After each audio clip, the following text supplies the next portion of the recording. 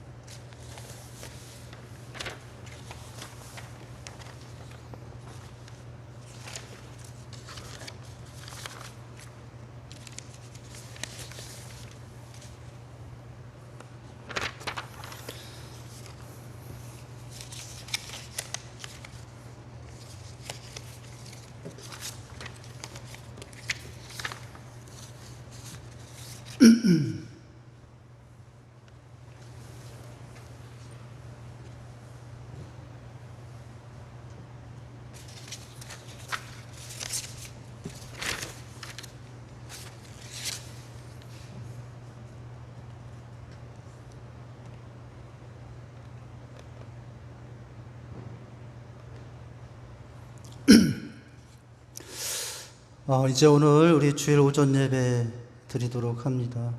성전에 계신 분들뿐만 아니라 또 혹여나 가정에서 온라인으로 예배하시는 분들도 몸과 마음을 단정하시고 이 시간 예배에 같이 순서마다 정성으로 임해 주시기를 바랍니다.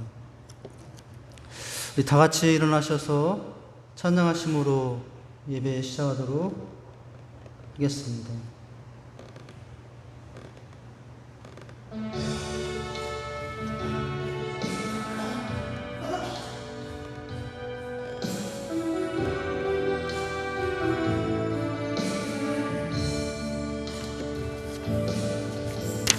사랑이 나를 숨쉬게 해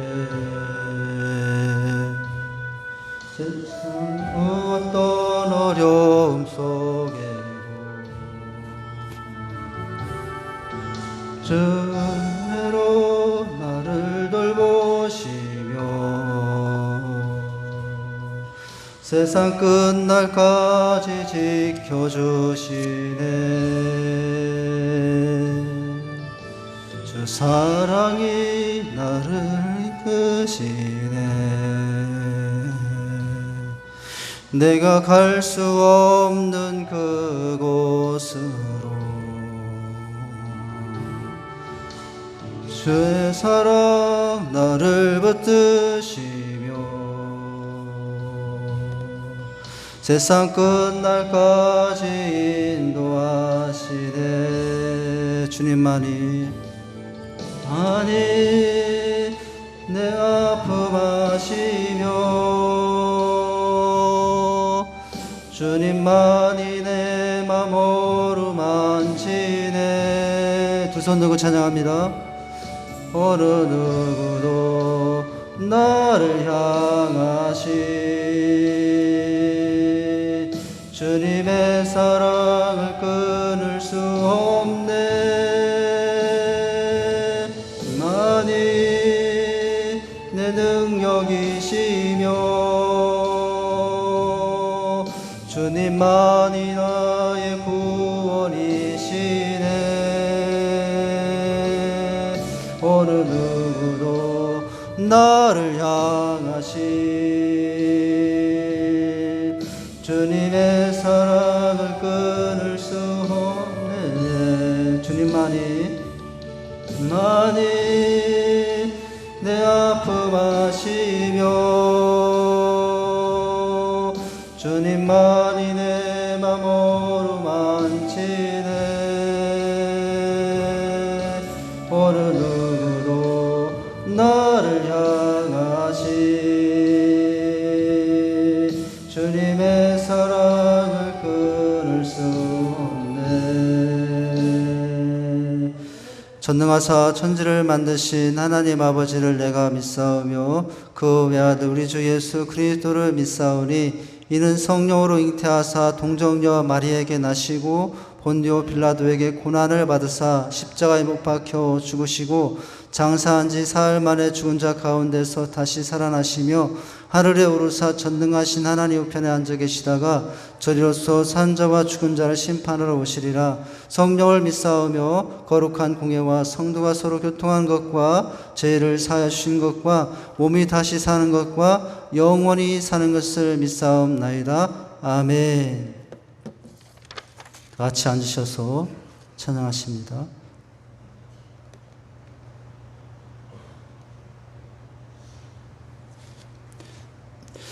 이 세상 근심된 일이 많고 우리 찬양하십니다.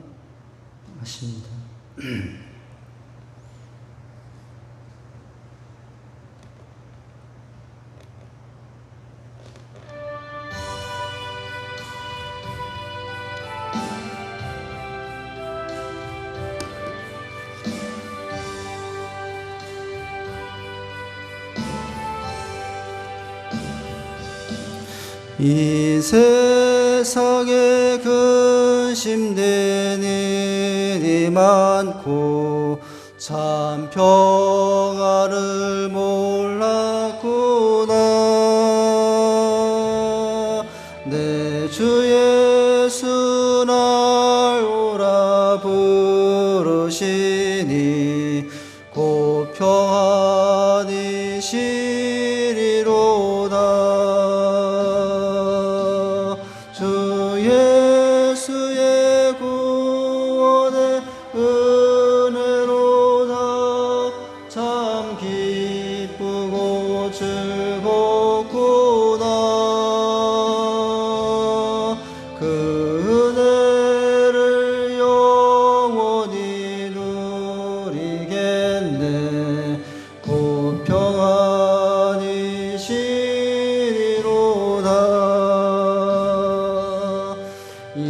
세상에 근심된 일이 많고 잠시는 날 없었구나. 내 주 예수 날 사랑하시오니 곧 평안히 시리로다. 주 예수의 구원의 은혜로다. 참 기쁘고 즐겁구나. 그 은혜를 영원히 누리겠네. 곧 평안히 시리로다. 이 세상에 죄악된 일이만 두 손 들고 찬양합니다. 참 죽을 일 쌓였구나. 내 주 예수 날 건져주시오니 곧 평안히 시리로다. 주 예수의 구원의 은혜로다. 참 기쁘고 즐겁구나. 그 은혜를 영원히 누리겠네. 참 평안히 시리로다.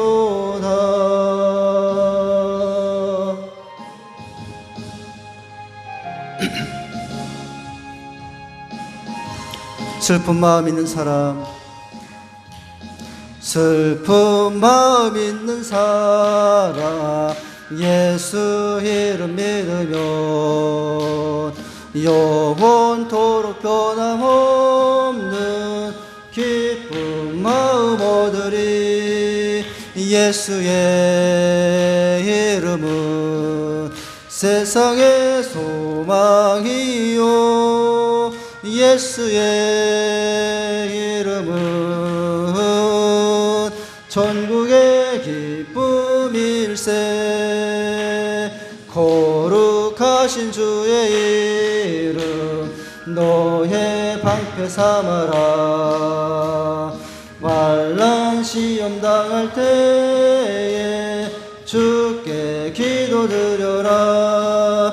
예수의 이름은 세상의 소망이요 예수의 이름은 전국의 기쁨일세. 존귀하신 주의 이름 우리 기쁨 되도다. 주의 품에 안길 때에 기뻐 찬송 부르리. 예수의 이름은 세상의 소망이요 예수의 이름은 전국의 기쁨일세. 우리 갈 길 나간 후에 보좌 앞에 나가 왕께 경배하며 멸류관을 드리리. 예수의 이름은 세상의 소망이요 예수의 이름은 전국의 기쁨일세. 우리 찬양하시고 오늘 예배를 위해서 잠시 먼저 기도하는 시간 갖도록 하겠습니다. 이 세상 근심은 사라지네.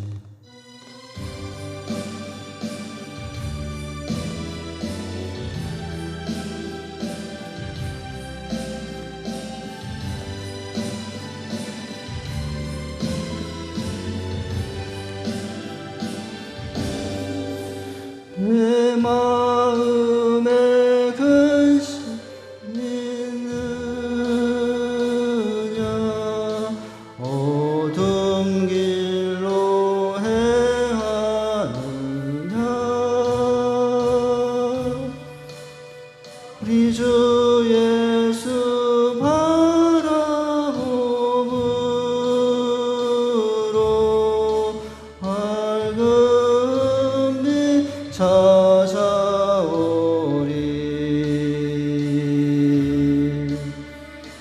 눈을 주님께 돌려 그 놀라운 얼굴 보라.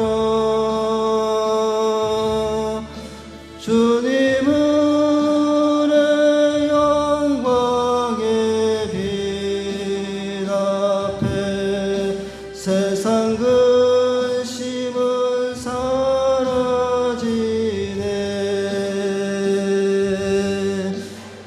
오 죽음을 이기신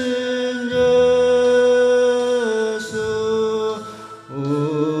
우리들도 따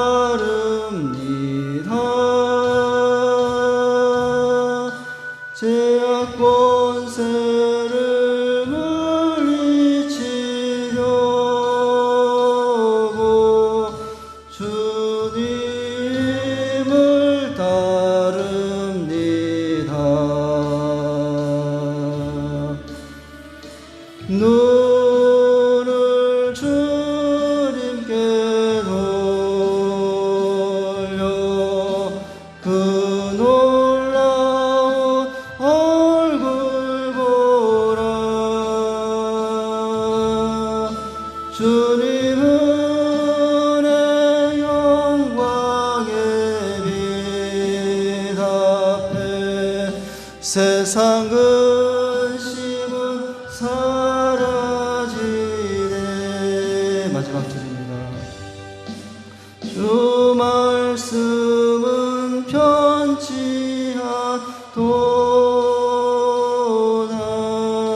그 언약을 씹지 마라. 세상 끝날이 이를지라도 그 구원은 성취되리. 두 손 들고 찬양합니다. 눈을 주님께 돌려 그 놀라운 얼굴 보라.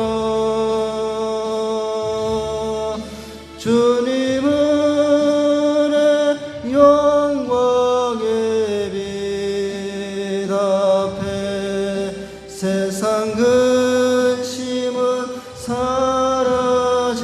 눈을 주님께 돌려 눈을 주님께 돌려 그 놀라운 얼굴 보라. 주님은 영광의 빛 앞에 세상 근심은 사라지네.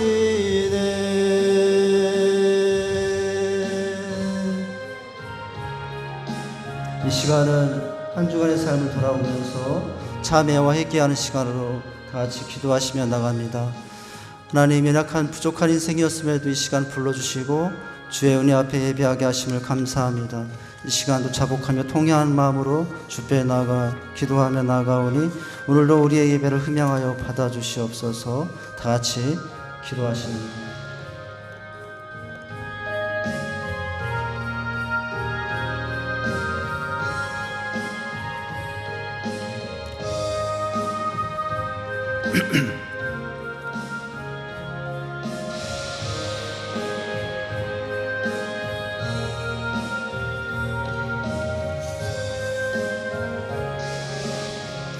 나 곧 나는 나를 위하여 내 허물을 도말하는 자니 내 죄를 기억하지 아니하리라. 아멘. 하나님 아버지, 오늘도 한없이 은혜와 사랑 안에서 원근각지에 불러주심을 감사합니다. 이 시간 그러나 또 한 주간 저희들의 삶을 자복하며 통회하오니 저희들의 죄를 용서하여 주시옵소서. 주님 사랑한다 하면서도 세상도 사랑하고 육신의 종욕 이생의 자랑을 시하여 살았습니다. 소금과 빛이 되지 못했습니다. 미움, 다툼, 시기, 질투, 혈기, 분노가 많았음을 고백하오니 이 시간 용서하여 주시옵소서. 십자가의 별로 새롭게 하시고 하나님 이 시간도 주님의 영광을 보여주시옵소서.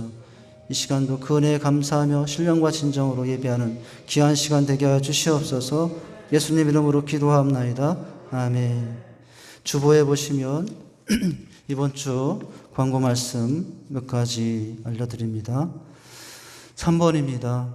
예배는 전심으로 하나님께 나아가는 시간입니다. 예배는 가장 영광스러운 일입니다.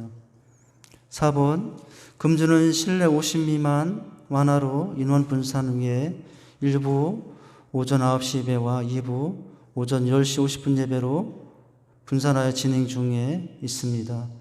오늘도 점심과 오후 예배는 휴강이 됩니다. 1부 오전 9시 예배는 교회 근처에 있는 성도님들께서 참석하여 인원을 분산하여 주시고 먼 거리 성도님들과 찬양팀은 2부 10시 50분 예배 중심으로 인원 분산하여 주시기를 바랍니다. 예배 중에도 불편하시더라도 마스크를 착용하시고 예배 전후 손세척을 자주 하시며 인사는 악수 대신 목례로 대신합니다. 9월 성경 읽기 표를 성경을 읽으시고 1층 표시란에 표시해 주면 또 감사하겠습니다. 7번입니다. 좀 완화된 관계로 금주 새벽 예배 수요 예배는 정상으로 진행이 되고요. 금요 성령 집회와 월요 강다상 기도회는 개인 기도회로 대신합니다. 내일서부터는 새벽과 또 한 주간 수예배도 있게 됩니다. 한 주간도 개인 말씀 읽기와 큐티, 수레바퀴의 삶을 통해서 하나님과의 교제를 이루어가시면 되겠습니다. 8번입니다. 금주 1부 9시 예배와 2부 10시 50분 예배는 유튜브로 직산교회 유튜브 TV에서 온라인 방송되고 있는 중입니다. 유튜브에 직산장로교회를 검색하시고 컴퓨터, 노트북, 스마트폰 등으로 또 가정에서도 예배를 드릴 수 있습니다. 9번에 보시면 지금 어려움 가운데 이 나라와 교회 또 여러 봉사자를 위해서 또 확진자들 빠른 회복을 위해서 기도해 주십니다. 셀 예배도 금주 휴강입니다. 어린이 청소년 예배는 다음 주부터 드려집니다. 주일 오후 예배도 다음 주 오후부터는 드려지게 됩니다.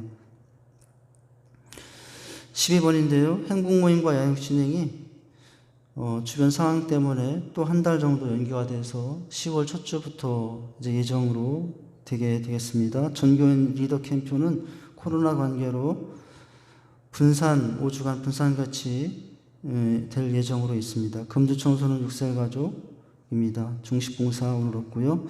다음 주는 2020 세대교인 헌금 예정으로 있습니다. 또 나름대로 준비하신 대로 드시면 되겠습니다. 할렐루야. 하나님 말씀 보십니다.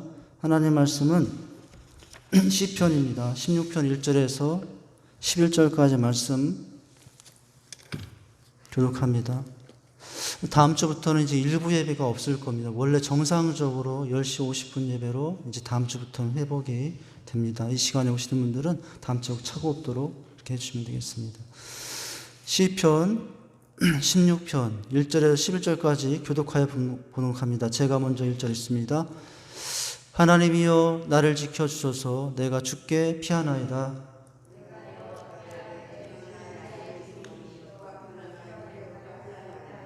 땅에 있는 성도들은 존귀한 자들이니 나의 모든 즐거움이 그들에게 있도다.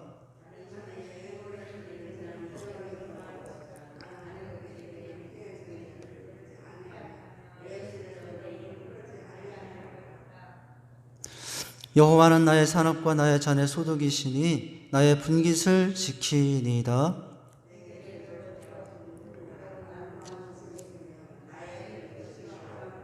나를 훈계하신 여호와를 송축할지라. 밤마다 내 양심이 나를 교훈하도다.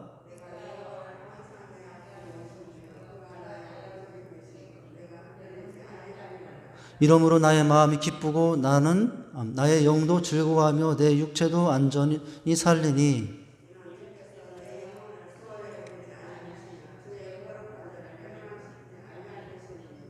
다 같이 읽습니다. 주께서 생명의 길을 내게 보이시니 주의 앞에는 충만한 기쁨이 있고 주의 오른쪽에는 영원한 즐거움이 있나이다. 아멘. 오늘 말씀 같이 나눌 제목은 근심은 사라지네 기쁨은 넘쳐나네 라는 제목입니다. 많은 사람들이 바라는 한 가지가 있다면 늘 그 삶에 기쁨과 즐거움, 행복이 넘치는 삶일 것입니다. 그런데 왜 그렇게 이 세상에 근심된 일이 많습니까? 오늘날 많은 사람들의 삶을 보면 웃음이 넘치는 기쁨과 즐거움보다는 근심과 슬픔이 소리가 더 큰 상황 가운데 있습니다. 많은 사람들은 제각각 여러 종류의 근심의 문제를 가지고 살아갑니다. 시시각각 이 광야와 같은 현실이 다가올 때마다 불안, 초조, 근심, 걱정에 쌓일 때가 한두 번이 아닙니다. 참 이 세상에 너무 근심이 많아요. 요즘 어떤 근심 가운데 혹시나 있습니까? 근심은 우리의 삶의 의욕과 용기를 잃게 하고 불안과 절망의 상태로 만들어서 인생을 황폐하게 만듭니다. 그래서 근심에서 우린들 벗어날 수 있어야 됩니다. 그래서 나름대로 현실에 힘겨운 그 근심의 짐으로부터 벗어나고 싶어하는 사람들이 여러 가지를 해보죠. 근심에서 벗어나 기쁜 삶이 되기 위해서 문화생활을 해보기도 합니다. 여가나 또 취미생활을 통해서 벗어나 기쁨과 즐거움을 기대합니다. 그러나 그 어디에도 진정한 기쁨을 누리지 못하는 경우가 대부분입니다. 돈, 명예, 자동차, 집, 자식, 성공과 여행, 향락 이런 것 등에서 인간은 기쁨과 행복과 즐거움을 찾아보지만 늘 실패합니다. 심지어는 마약이나 부도덕한 삶에서 쾌락을 통해서 나름대로 행복과 즐거움을 추구해봅니다. 그런데 이와 같은 세상적인 것으로부터는 세상적인 것으로부터 오는 즐거움은 순간적인 만족과 일시적인 쾌락은 줄지 모르지만 진정한 기쁨과 즐거움은 없어요. 오히려 그 뒤에 더 큰 공허와 허무함이 다가오게 됩니다. 그런데도 여러분, 세상은 그렇죠. 그런데 우리에게는 놀랍게도 세상 사람들이 잘 누리지 못하는 영원히 변치 않은 하늘의 기쁨이 우리에게는 있습니다. 할렐루야. 하나님 주시는 이 하늘의 기쁨은 어떤 상태를 사도 바울이 말했어요? 근심하는 자 같으나 항상 기뻐하는 자라고. 이게 우리의 본질이죠. 세상은 이 참된 기쁨의 맛을 모릅니다. 근심하는 자 같으나 항상 기뻐하는 이 맛을 모르고 삽니다.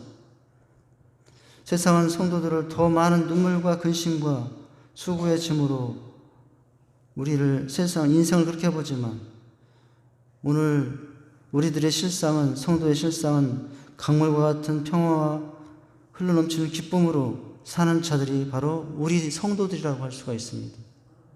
하나님은 우리에게 세상에서 얻는 일시적 기쁨이 아닌 어떤 환경에서도 변하지 않는 하나님만이 줄 수 있는 그런 기쁨을 늘 우리에게 주시고자 합니다. 그리고 우리는 늘 그 기쁨 속에 살아가고 있는 중이죠. 그런데 안타까운 것은 그 기쁨을 근심에 빼앗기고 사는 경우가 너무 많다는 거예요. 그런데요, 오늘 빼앗겼던 기쁨, 근심 가운데 빼앗겼던 이 기쁨을 물리치고 기쁨과 행복한 복된 삶을 살았던 한 사람 나옵니다. 누구죠? 다윗입니다. 다윗은 하나님께서 자기에게 주신 기쁨과 즐거움을 노래하고 있어요. 오늘 여러분 9절과 10절에 보면은 근심에서 벗어나 기쁨 가운데 살고 있는 다윗의 고백이 나와요. 9절 볼까요? 9절 시작. 이러므로 나의 마음이 기쁘고 나의 영도 즐거워하며 내 육체도 안전히 살리니. 여기 기쁘고 즐거워하죠. 다윗의 근심에서 빼앗겼던 기쁨 회복된 모습은 11절에도 보입니다. 11절 같이 보실까요? 시작. 주께서 생명의 길을 내게 보이시리니 주의 앞에는 충만한 기쁨이 있고 주의 오른쪽에는 영원한 즐거움이 있도다. 충만한 기쁨, 영원한 즐거움이 다윗에게 있다라고 말합니다. 여러분, 이 기쁨과 즐거움과 복을 하나님 앞에서 회복하고 노래하고 있는 이 시를 여러분 1절 앞에 보면 믹담이라고 되어 있어요. 믹담. 1절 앞에 보면 표제에 다윗의 믹담이라고 되어 있는데요.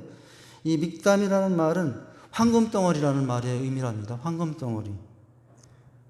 그러니까 오늘 읽은 이 시편 16편은 황금의 시라는 거예요. 순금의 시, 귀한 시.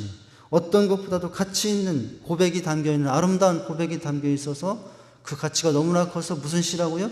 황금의 시라고 하고 있다는 거예요. 이 시편 16편은 그런 의미에서 가장 귀한 다윗의 신앙의 고백의 결정체라고 할 수가 있습니다. 순금 한 덩어리가 있다면 여러분 어떻겠어요? 너무 좋겠죠. 충분히 걱정 없이 살 수 있겠죠. 여러분 오늘 말씀 우리에게 우리 삶을 새롭게 하는 참 귀한 시로 과연 황금 한 덩어리의 가치가 있는, 황금 한 덩어리 마치 그렇게 귀한 값어치로 받아들일 수 있는 내용이라고 하는 것이죠. 어떤 내용일래 여러분 이 믹담 황금 덩어리의 가치를 우리에게 오늘 교훈은 주고 있습니까? 인생의 근심에서 벗어나 언제나 기쁨과 즐거움을 누리며 살 수 있는지를 알려주기 때문에 그렇습니다. 여러분의 삶은 어떠합니까? 근심이 넘치고 있습니까? 기쁨이 넘치고 있습니까? 세상 근심 걱정에 하늘의 신령한 기쁨을 빼앗기고 살고 있지는 않은가요? 주님을 사랑하는 기쁨을 세상 근심 걱정 때문에 빼앗기지 마시기 바랍니다. 며칠 전 일간신문에 코로나로 인해서 근심 걱정이 가장 많은 나라를 조사했더니요, 놀랍게도 한국 사람들이 코로나로 인하여 가장 근심 걱정이 많다라는 거예요. 우리보다 더 심각한, 우린 100여 명, 근데 몇만 명씩 나오는, 몇천 명씩 나오는 저 유럽은요, 코로나로 걱정하기보다는 그 원인인 심각한 기후의 이 변화를 더 걱정하고 있다라고 하죠. 코로나도 사실은 어떤 현상 때문에 온 거죠? 기후의 급격한 변화 때문에 생긴 거죠. 여러분, 오늘날 날씨를 경험하면서 우리는 세상에 몇 년 만에 관측소가 생긴 이래로 처음으로 이런 날씨를 경험한다는 이야기를 한 번, 두 번 듣는 게 아니에요. 해마다 듣고 있고 열마다 듣고 있어요. 사실은 이런 일들이 100년쯤 후에나 200년쯤 후에나라고 생길 거라고 생각하는 일들이 지금 일어나고 있죠. 심각한 기후 때문에 일어난 현상이죠. 그런데 놀랍게도 이 한국 사람들은요, 어찌 보면 세계에서 가장 적은 확진자들이 발생하고 있는 가운데 가장 많은 걱정을 하고 두려움과 근심 가운데 있는 국민들을 조사했더니 한국 사람이더라는 거예요. 걱정하지 말라는 얘기가 아니고 조심하지 말라는 이야기가 아니고요. 과연 우리는 우리 삶에 찾아오는 이 근심의 문제를 어떻게 하고 살아가야 할 것이냐는 것을 생각하고자 하는 거예요. 이런 말이 있어요. 코로나 블루라는 게 있어요. 블루라는 건 우울이라는 뜻이, 파란색이 우울증을 상징하는데 코로나의 우울증이 심각해지고, 코로나 레드가 있어요. 레드는 빨간색 분노를 말하는 거예요. 그래서 그 전에 없던 우울과 분노가 어떤 것 때문에, 코로나 때문에, 코로나 블루가, 코로나 레드가 이렇게 심각해지고 있다는 거예요. 그래서 이 코로나 질병의 방역보다 더 심각해질 수 있는 것이 사람들의 심리 방역이 나중에 문제가 될 수 있다는 거예요. 코로나 방역은 잘하면 되지. 그런데 이 심리 방역, 근심에 쌓인 이 우울과 분노에 쌓여가는 이 인간들의, 사람들의 마음의 방역이 나중에 걷잡을 수 없이 무너질 수 있는 상황이 될 수 있다라고 하고 있다는 거예요. 그런 의미에서 오늘 우리는 어떤 상황, 여러 가지 상황 가운데 근심 걱정할 수밖에 없는 상황 가운데 살고 있는 우리가 어떻게 하면 근심에서 벗어나 어떤 상황이든지 하나님이 주신 그 기쁨을, 즐거움을, 행복을 누리고 살 수 있느냐를 오늘 보고자 하는 거예요. 그런데 그 삶을 누가 살았어요? 다윗이 살았다는 것입니다. 여러분, 다윗 전체 인생의 순간순간을 보면은 즐거움, 기쁨, 행복이라는 단어는 다윗과 먼 단어라고 할 수 있어요. 왕으로 살았으나 근심 걱정 없는 때가 없었습니다. 파란만장했죠.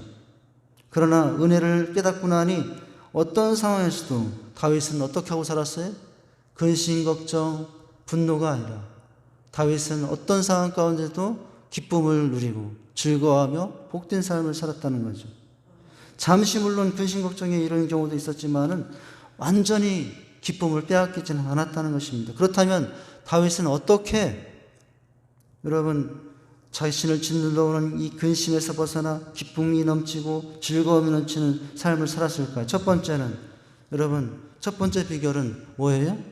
주님의 사랑을 알고 나니 어떤 상황에도 여러분 기쁨과 즐거움을 빼앗기지 않으며 살았다는 거예요.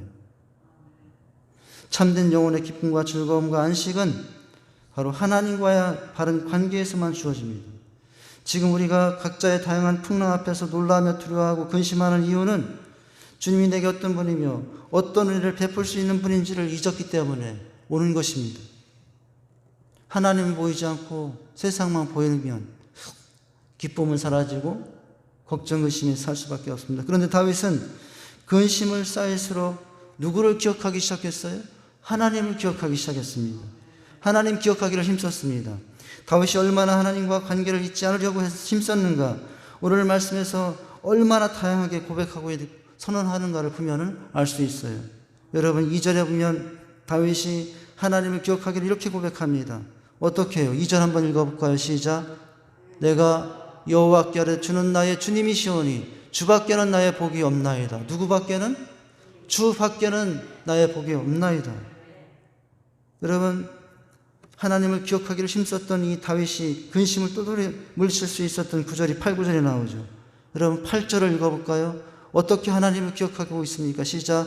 내가 여호와를 항상 내 앞에 모심이요 그가 나의 오른쪽에 계심으로 내가 흔들리지 아니하로다. 9절도요. 시작. 이러므로 나의 마음이 기쁘고 나의 영도 즐거워하며 내 육체도 안전히 살리리. 할렐루야. 거기서 끝나지 않아요. 여러분 11절에 보니까요. 뭐라고 했다고 아까 읽었잖아요. 주의 앞에는 기쁨이 충만하고 주의 우편에는 영원한 즐거움이 있도다 라고 했습니다. 그 위대한 다윗 왕에게 힘든 기쁨과 복은 무엇이었어요? 그가 왕위의 자리에서 누리는 권력도 아니었고, 그가 왕위의 자리에서 누리는 세상 재물도 아니었고, 명예도 아니었고, 여러분 자신이 왕이지만 자신이 위에 또 다른 왕이 계신 누구 때문에? 하나님 때문에 라고 고백하고 있는 거예요. 주밖에는 나의 복이 없다고. 여러분 이렇게 주님을 가장 귀한 복으로 가장 귀한 분으로 삼을 수 있는 사람은 가장 행복한 사람입니다. 여러분 주밖에 나의 복이 없다는 이 선언은 어떤 선언입니까? 다윗 왕은 지금 세상의 모든 복을 거부하는 선언을 하고 있는 거예요. 주밖에 나의 복이 없다고 하였어요. 이 선언은 대단한 선언입니다. 이 고백을 할 수 있는 사람, 혹은 이 고백을 하고 사는 사람은 근심은 떠나가고 하늘만이 주는 기쁨과 즐거움을 누리는 사람이 되는 줄 믿습니다. 오늘 시편 16편 5절도 이렇게 고백하죠. 이 고백을 구체적으로 한 고백이 5절이라고 할 수 있겠어요. 5절을 보면 어떻게 하죠? 시작. 여호와는 나의 산업과 나의 잔의 소득이시오니 나의 분깃을 지키시나이다 라고 말씀하고 있어요. 여러분 참 대단한 고백이에요. 왜 그렇습니까? 지금 다윗이 누구라고요? 왕이에요. 왕으로서 다른 것으로 인생의 행복과 즐거움을 찾으려면 얼마든지 찾을 수 있었던 사람이에요. 그러나 그렇지 않았습니다. 얼마든지 힘과 권력을 행복과 즐거움으로 삼을 수 있었습니다. 얼마든지 왕으로서 다른 사람과 기업을 자신에게 기쁨을 주는 분깃으로 잔으로 삼을 수 있었습니다. 왕으로서 돈으로 행복과 쾌락과 즐거움을 찾을 수 있었습니다. 그러나 그러지 않았습니다. 왜요? 누가 진정한 복임을 알았기 때문에, 하나님이 진정한 복임을 알았기 때문에 그렇습니다. 여기 주밖에라는 표현이 주밖에를 띄었을 수도 있고 붙였을 수도 있는데 여긴 띄었었거든요. 붙였으면 주님만이라는 단어가 되겠고 띄어서 주밖에라면 주님 밖에 다른 곳에서는 이라는 말인데요.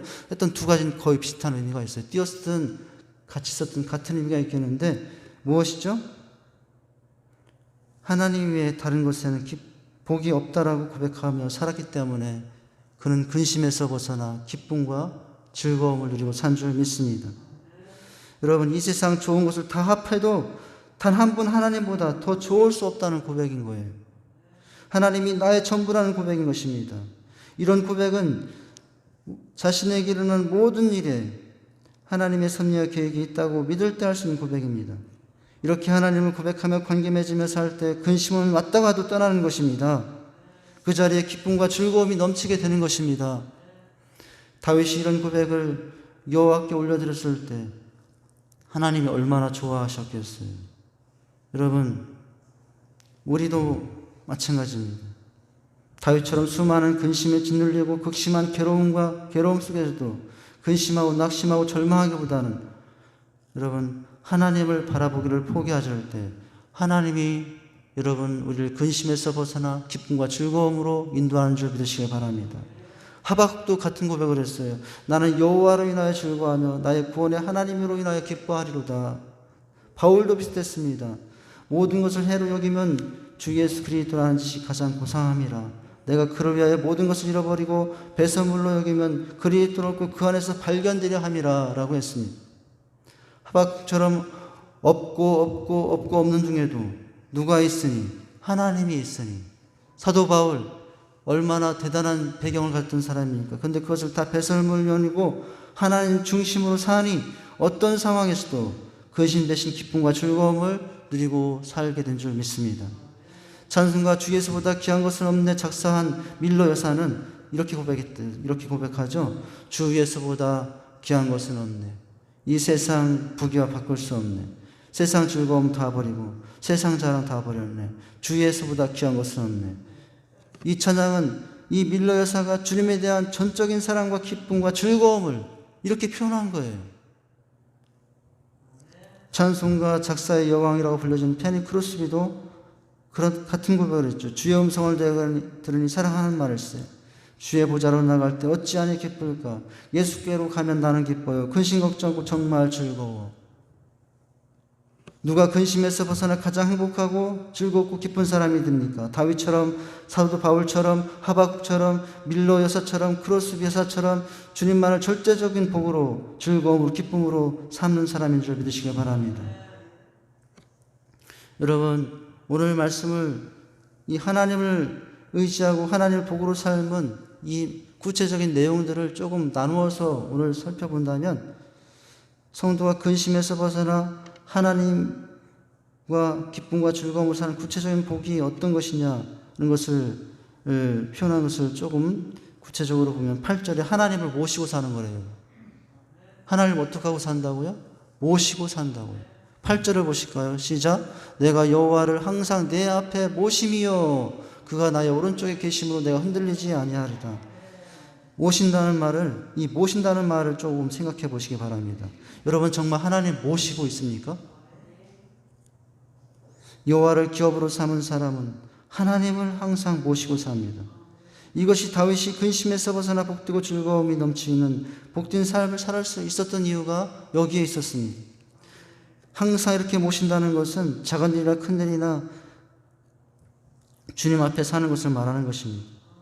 환경과 조건이 어렵다 하더라도 주님이 나와 함께 계신 것을 믿을 때 우리는 언제나 행복할 수 있습니다. 기뻐할 수 있습니다. 즐거움이 있습니다. 그때 근심은 사라지고 주님이시는 하늘의 기쁨과 즐거움을 넘치는 복을 살게 되는 줄 믿으시기 바랍니다. 무엇이되 오늘 어떤 단어를 주목해야 돼요? 그 다음 주목할 단어는 항상이라는 거예요. 항상. 우리는 어떻게 하죠? 내가 필요할 때만, 급할 때만 모시라 하지 않습니까? 그런데 다윗은 이제 파란만장한 인생을 깨닫고 알았어요. 어떻게 모셔야 된다는 것을. 항상 모셔야 된다는 것을 알았어요. 어려울 때, 기쁠 때뿐만 아니라 큰일이나 작은 일 앞에나 항상 모신다는 거예요. 그것이 다윗이 기쁘고 즐거운 인생을 살 수 있었던 비결이었죠. 또 주목할 단어가 뭐예요? 내 앞에 모신다는 거예요. 8절에 모신다, 항상 모신다. 근데 누구 앞에? 내 앞에 모신다는 거예요.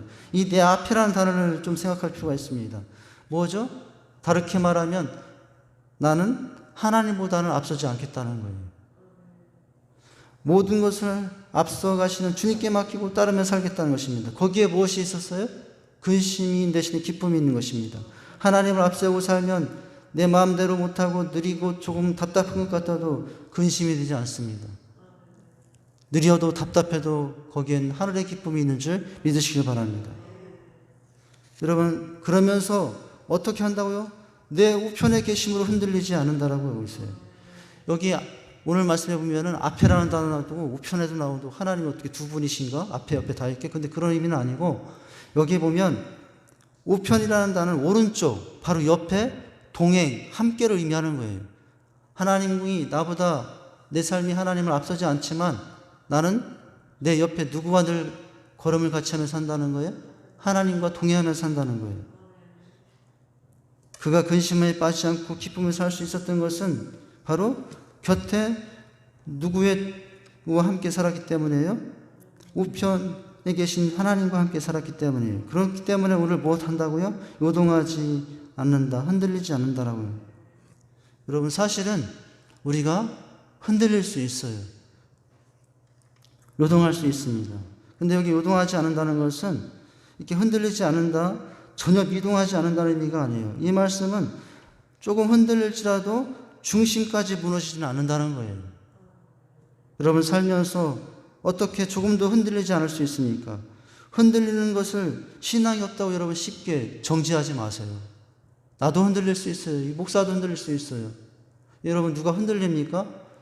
정지하지 마세요. 그러나 바람 앞에 촛불처럼 작은 바람에도 수없이 흔들리지만 무엇을 잃지 않아요? 중심을 잃지 않는 거예요. 촛불이 바람에 흔들리지만 촛불이 꺼지진 않죠. 근데 여러분 우리는 어떻게 살아야 됩니까? 하나님을 모시고 살지만 내 앞에 항상 모시고 옆에 모시고 살지만 흔들릴 수 있어요. 유동할 수 있습니다. 그러나 중심을 잃지 마시기 바랍니다. 그러나 여러분 꺼지지는 인생이 되시지 마시기 바랍니다. 그러면 근심을 이기고 기쁨과 즐거움 가운데 살아가는 인생이 될 줄 믿습니다.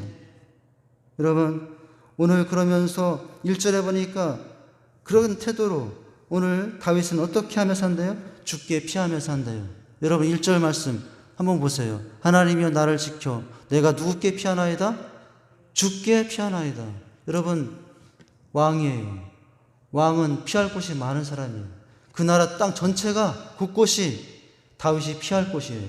근데 그 위대한 왕 피할 곳이 너무나 많이 많았던 이 다윗이 여러분 오늘 누구를 피난처로 삼아요? 하나님을 피난처로 삼고 있다는 것이죠. 그래서 그 하나님을 어떻게 고백해? 2절에 보니까 나의 뭐라고 고백하죠? 주님이라고 말씀해요.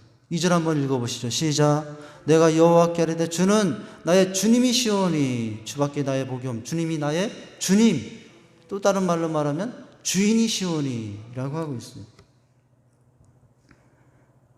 여러분 오늘 다른 것, 세상에 다른 것으로 피한다고 해서 거기에 기쁨과 즐거움이 있지 않아요. 참된 기쁨과 즐거움을 주지 못합니다. 오히려 여러분 기쁨을 준 줄 알고 거기에 피했더니, 거기에 쉬어보았더니 더 큰 공허와 염려가 기다리고 있을 뿐입니다. 주인 되신 주님으로 여러분 피하는 인생이 될 수 있기를 바랍니다. 그럴 때 우리는 여러분 기쁨 가운데 살 수 있는 인생이 될 수 있습니다. 근심이 우리를 떨어뜨리지 않게 되는 것입니다. 그러면서 여러분 그의 고백은 주인 되신 주님께 나가는 그의 신앙의 고백이 더 구체적으로 4절에 어떻게 표현되죠? 4절을 한번 같이 읽어보시죠. 시작. 다른 신에게 예물을 드리는 자는 괴로움을 당할 것이라. 나는 그들이 드리는 피의 전제를 드리지 아니하며 내 입술로 그 일을 부리지 아니하노라. 여기 보니까 다른 신에게 예물을 드리지 않는다는 거예요. 이거 뭐죠? 주님만 사랑하겠다는 거예요. 여기 다른 신들이 그 당시에 많았어요. 바알신, 아세레신. 다른 신들은요 하나님의 말씀보다 더 현란한 말로 유혹을 했어요. 하나님을 믿어왔더니 십계명을 말해요. 하지 말라는 게 너무 많아요. 그런데 다른 신들은요 하지 말라는 게 제한이 없어요. 가짜 신들은 어떻게 말하죠? 살인해도 괜찮다, 가늠해도 도둑질해도 꾸중하지 않고 축복해 준다고 합니다. 그러나 하나님은 이롭게 살라고 얘기해요. 이 사람은 본능상 다른 신을 찾고 하자는 본능이 있어요. 그런데 여러분 다윗은 다른 신들이 아무리 좋은 곳으로 유혹하더라도, 아무리 유혹하는 말이 있더라도 거기에 빠지지 않고 하나님 앞에 섰어요. 그리고 어떻게 하고 살아요?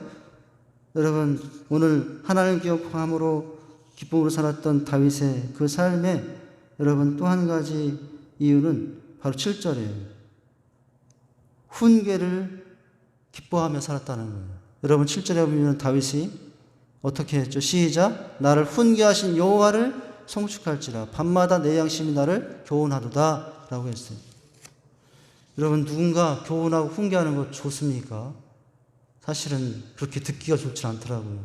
나를 잘했다고 얘기해 주면 좋은데 목사님 그렇게 하는 게 아니에요. 뭐 이렇게 이야기하기 시작하면 막 속에서 좀 이렇게 답답해져 와요. 기분이 좀 안 좋아지더라고요. 근데 다윗은 어떻게 하고 살았다고요? 그 하나님의 답답해 보이는 훈계를 어떻게 하고 살아요? 즐거워 살았어요. 여러분,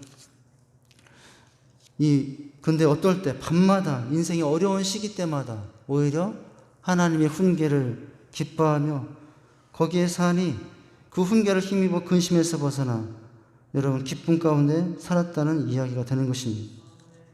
여러분 훈계를 받으면, 훈계대로 살면 몸은 피곤할 수 있어요. 그런데 한 가지 이상한 거죠. 몸은 피곤한데 삶엔 기쁨이 넘쳐요. 할렐루야. 바로 이것이 근심에서 벗어나 기쁨과 즐거움을 사는 삶의 비결 뭐예요? 마지막으로는 하나님의 훈계 앞에 사는 여러분이 될 수 있기를 바랍니다. 여러분 훈계를 떠나 내 마음대로 살면 편할지는 몰라요. 근데 평안하지는 않아져요. 훈계를 떠나서 내 마음대로 살면 편할지는 모르지만 평안하지는 않고 근심과 걱정이 생겨요. 힘들고 어려워도 훈계를 따라 살면 편안하진 않지만 평안해지고 기쁨과 즐거움이 있는 줄 믿으시기 바랍니다. 이렇게 하나님의 사랑을 알고 살아가시기 바랍니다. 하나님 앞에 사시기 바랍니다. 하나님을 모시고 사시기 바랍니다. 두 번째는 다윗이 어떻게 하여 근심에 빼앗겼던 기쁨과 즐거움을 회복하고 살았느냐. 여러분 인생의 가치를 아니 그렇게 됐다는 거예요. 8절에 나오죠. 8절. 3절에 나오죠. 여러분, 인생의 가치가 얼마나 귀한 것을 알 때 근심은 사라지고 기쁨과 즐거움은 넘치게 됩니다. 3절에 그 관심이 이제 하나님에게서 복을 함께 누리는 성도에게 나오고 있어요. 사람에게 나오고 있어요. 사람 때문에 근심하고 걱정하고 우리는 그렇게 많이 살잖아요. 그런데 다윗은 이제 사람에 대한 가치를 깨달으니 사람 때문에 근심하고 걱정해 사는 것이 아니라 사람 때문에 기뻐하고 즐거워하는 삶이 있다라고 하는 것입니다. 여러분, 왜 그렇죠? 이 땅에 같이 하고 있는 주변의 사람들이 다 누구이기 때문에 하나님의 존귀한 자들이기 때문이라는 거예요. 3절을 읽어보세요. 3절 시작. 땅에 있는 성도들은 존귀한 자들이니 나의 모든 즐거움이 그들에게 있도다 라고 하고 있습니다. 여러분, 성도들이 즐거움의 대상이 되는 이유는 성도들이 하나님의 존귀한 자들이기 때문입니다. 하나님께서 성도들을 귀중히 여겨서 귀중히 보시고 기뻐하시기 때문입니다. 다윗은 하나님의 시각으로 백성들을 보기 시작하니 그전엔 사람들을 보면 근심 걱정이었는데 이제는 얼마나 귀한 자들인지를 아니 근심과 기쁨이 되었다는 것이에요. 다윗은 왕으로 수많은 백성들을 인도하는 자였습니다. 백성 수만큼 근심도 많았다고 할 수 있어요. 그런데 깨닫고 나니 그 모든 백성들 성도들이 누구라는 것을 깨닫고 나니 하나님이 귀하게 여기는 하나님의 백성들이라는 것을 깨닫고 나니 여러분, 백성들 때문에 생겼던 근심이 벗어나서 오히려 함께하고 있는 그 백성들 때문에 감사와 즐거움, 기쁨이 넘치게 된 줄 믿으시길 바랍니다. 여러분, 물론 사람은 기쁨이 도는 동시에 슬픔이 되기도 합니다. 하나님은 어떤 성도를 바라보면서 슬픔의 감정을 이렇게 표현하게 되었죠. 슬프다 범죄한 나라요, 허물진 백성이요, 행악한 종자요, 행위가 부패한 자식이로다. 그런데 여러분, 그럼에도 성경은 오늘 왜 존귀한 자라고 부르시고 계시죠? 하나님의 사랑이 부어져 만들어진 귀한 인생들이기 때문인 줄 믿으시기 바랍니다. 태초에 하나님께서 하나님의 생기를 부어 존귀하게 만드셨기 때문에 옆에 있는 성도들은 다 존귀한 자들이라고 할 수가 있습니다. 여러분, 하나님의 사랑이 부어진 자는 나도 있고 나뿐만 아니라 옆에 합치하고 있는 늘 근심 걱정거리가 됐다고 생각했던 옆에 있는 지체들도 어떤 사람들이라는 거예요? 하나님의 생기가 부어져 지어진 가치 있는 인생들이라는 것이죠. 여러분, 그렇게 바라볼 수 있기를 바랍니다. 그렇게 바라보면 귀한 사람이니까 실수할 수도 있겠다라고 받아들이게 되고 용서하게 되고 인정하게 되고 그전에는 원망했는데 이제는 그 사람 때문에 잘하면 잘해서 감사하고 못하면 하나님이 일할 것을 기대하면서 여러분 기쁨과 즐거움을 누리고 사는 줄 믿으시길 바랍니다. 나를 비롯하여 옆에 있는 성도들이 힘든 모습으로 근심하는 자 같으나 하나님의 존귀한 자를 기쁨으로 바라볼 수 있기를 바랍니다.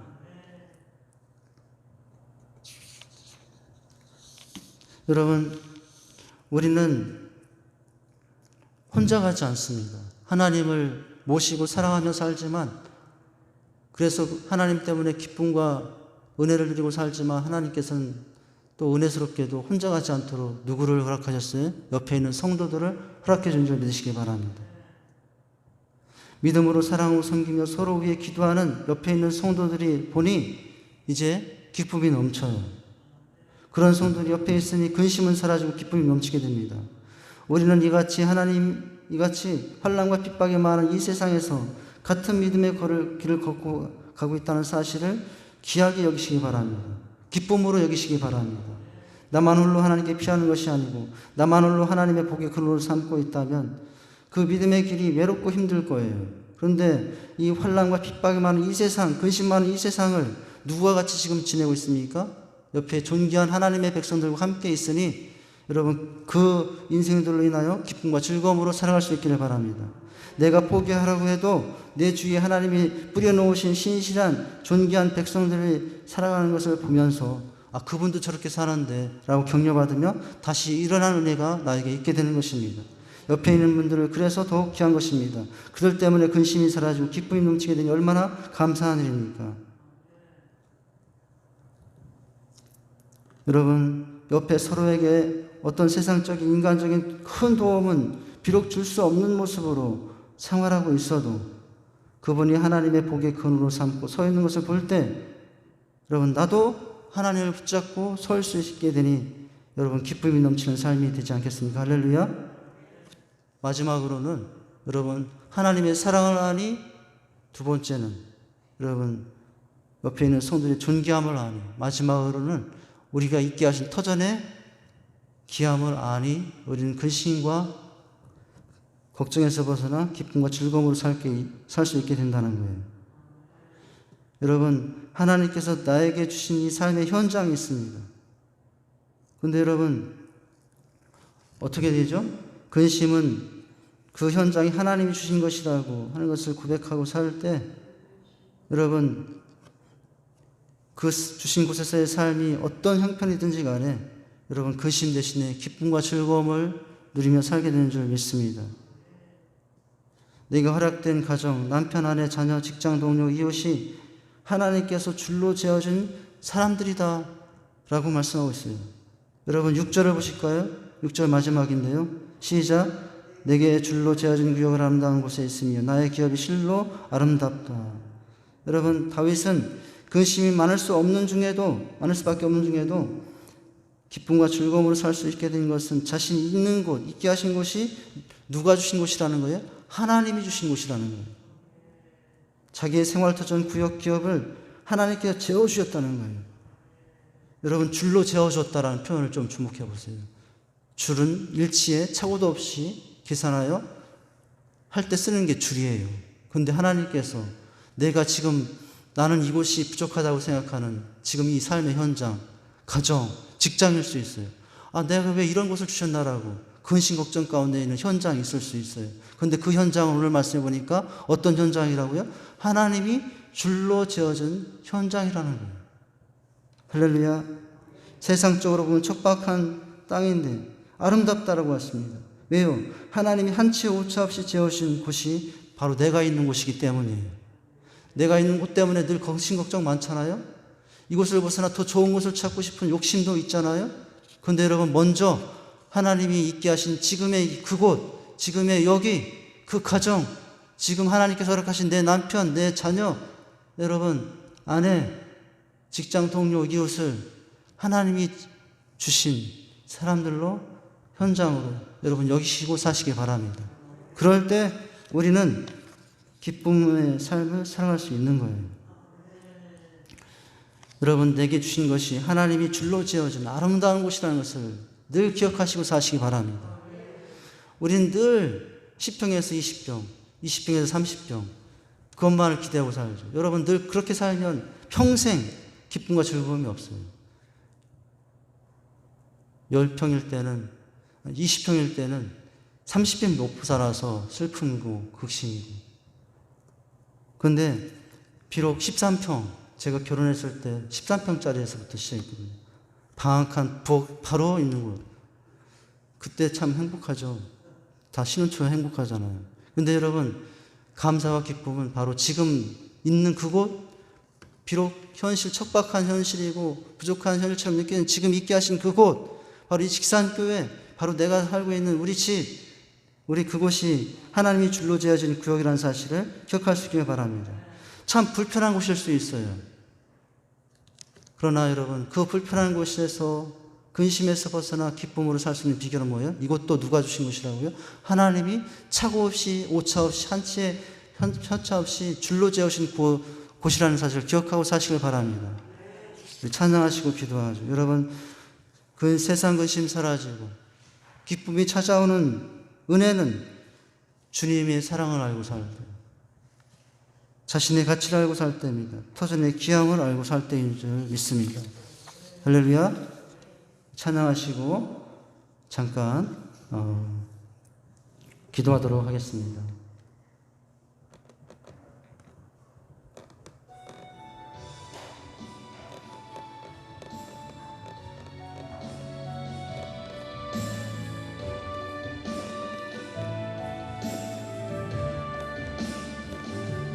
오직 주의 사랑에 매여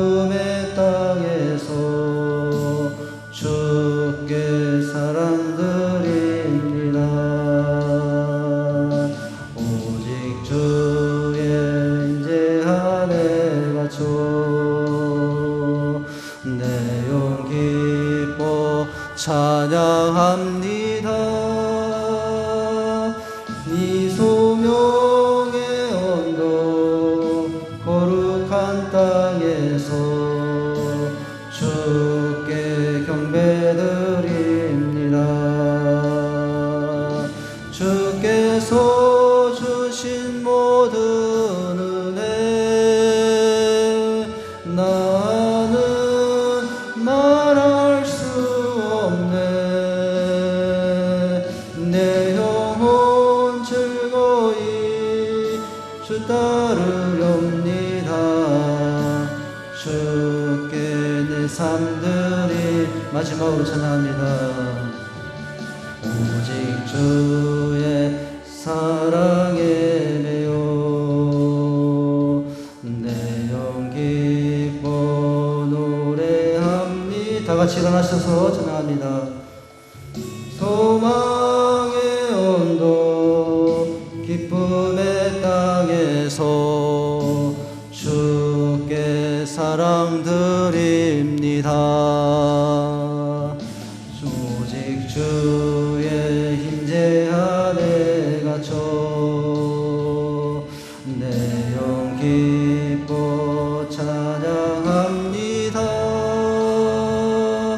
이 소명의 온도 거룩한 땅에서 주께 경배드리 두 손 들고 찬양합니다. 주께서 주신 모든 은혜 나는 말할 수 없네. 내 영혼 즐거이 주 따르렵니다. 주께 내 삶 드립니다. 하나님, 우리의 삶에 근심, 걱정, 염려가 많은 삶입니다. 어떤 상황, 어떤 형편으로 인하여 근심, 걱정이 있든지 간에 오늘 우리는 다윗이 누렸던 근심에 빼앗겼던 그 기쁨과 즐거움을 회복하고 저희도 살아갈 수 있도록 도와주시옵소서.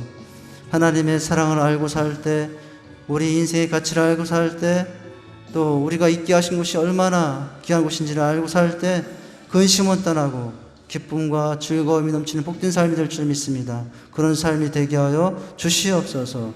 예수님의 이름으로 기도하옵나이다. 아멘. 이제는 우리 주 예수 그리스도의 은혜와 하나님의 그 크신 사랑과 성령의 우리 교통 충만하심의 은혜가 근심을 사라지며 또 회복된 기쁨으로 살아가길 소원한 우리 사는 모든 성도님들 위해, 그 가정의 자녀들 위해, 이 나라 민족 위해 이제로부터 영원까지 함께 있을지어다. 아멘.